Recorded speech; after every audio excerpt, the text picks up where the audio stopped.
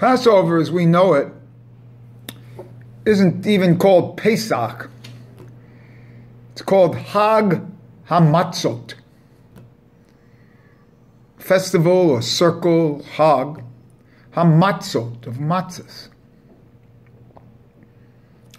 Hey, matzahs. I'm going to try to keep this short because this is really important. Matzah is the most important thing in Pesach. Okay? And the most important of these matzot are the three matzahs of the Seder plate. So, when you're doing the Seder plate, there's many ways to do this Seder plate. The Arizal, Isaac Luria, Chaim Vital, used to have the plate, and then three matzahs on top of the plate. And then on the top matzah would be the other five things, like the egg and the harosis and the mara on top, okay, of the matzah itself. Actually, there are 6 things with the yesod. The yesod being a connection. It's the sandwich. It's used in the Hillel sandwich. And so, what do we have here? The matzot are between the plate and these ingredients. The matzah's connection. And for those who know, that's why the matzot represent the nefesh sekalit, the 3 highest sephirot of the nefesh behema, of the animal soul. And these 3 highest sephirot either go to kedusha of the godly soul, the nefesh sekalit, elokit, or they can go down to the animal soul, the 7 lower aspects of the animal soul, of the nefesh behema. So the transitional part here is the matzot. And isn't that what it obviously is? If the matzot are not, matzah, they become lachem. They become the difference between hametz and matzah is take a look at the spellings, the broken het becomes a hay. The left leg of the het becomes a hay, and that's how you have matzah. And lachem, bread, is that with yeast. Ego. And matzah represents no ego. And there's a great gematria of lachem, because lachem, lamed, het, mem, is 78. 78 is the mazla. It's also 3 times 26, 3 times yud-ke, vav-ke. 3 times the divine name. And these 3 times the divine name are echoed in the 3 matzot on the Seder plate. The top matzah being the Kohen, the middle matzah being the Levi, and the 3rd matzah being the Yisrael, and then the plate. So all the ingredients lay on top of the Kohen's matzah.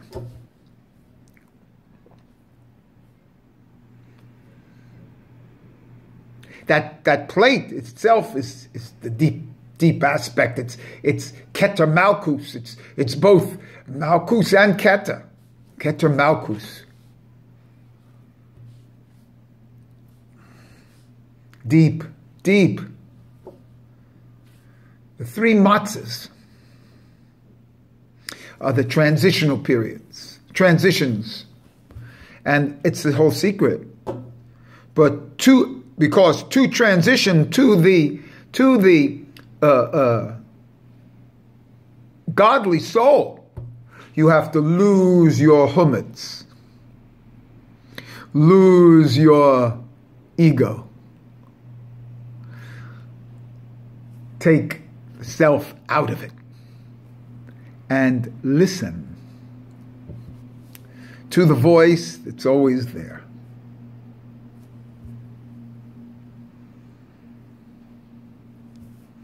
A bittel.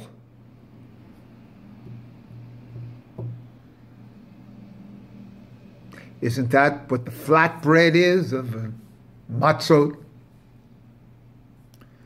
And when you have these hatzots and you are egoless, then you can enter the godly soul. So the real difference between the animal soul and the godly soul is this transitional stage of egolessness. Egoless. In a certain sense, isn't that what we're doing when we change the ani into an ayin? Same letters rearranged. Ani, aleph, nun, yud, into an ayin. Or like an ain, an ayin. Aleph, yud, nun. Instead of aleph, nun, yud, it becomes aleph, yud, nun. From ani to nothing. From I am to nothing. To ain. And this is the matzah. It's obvious in the matzah. I'm not telling you anything. It's obvious in the matzah. It's flat. It's not blown up like a piece of bread, like Wonder Bread.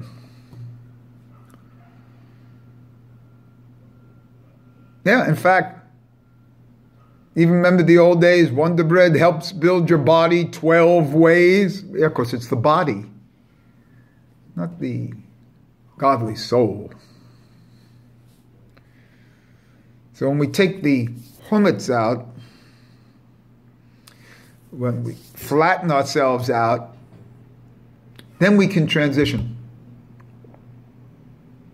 Then we can bring up those, the bone, or for me, a mushroom, because I don't have a bone there, and the egg, and the mara, and the hazeret, all that can transition with the matzot. And so this is the real reason they call it chag hamatzot. I mean, like, I'm not making anything up here. It's called chag hamatzot.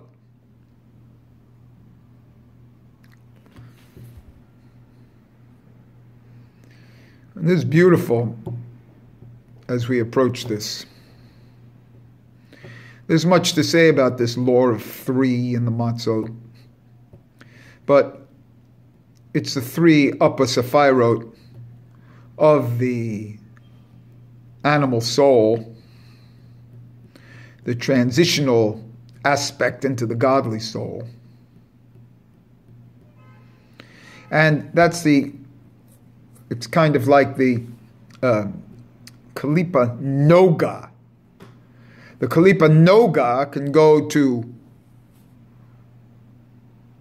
Kedusha or fall back into Kalipa, where it's a brightness, the Noga, it's a brightness that can be either good or bad, so to speak. It can be either holy or unholy. And that's what this whole thing is about. If you have the ego in the body, then you can't transition. Now, the beauty of this is that if you lose your ego during this Pesach thing, then you can eat lahem for the rest of the year. Because we see that we eat lahem, we eat Shabbos loaves, big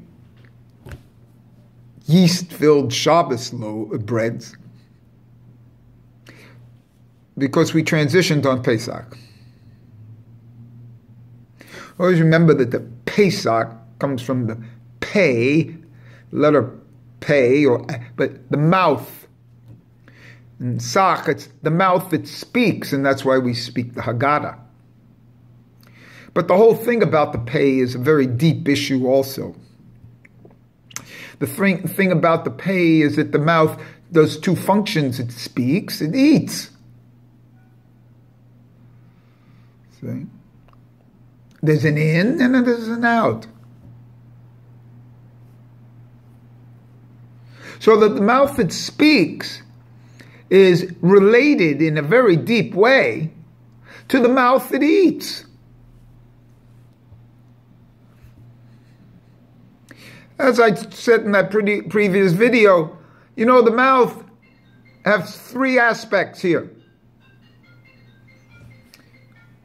I have to get a phone. I'll do more later.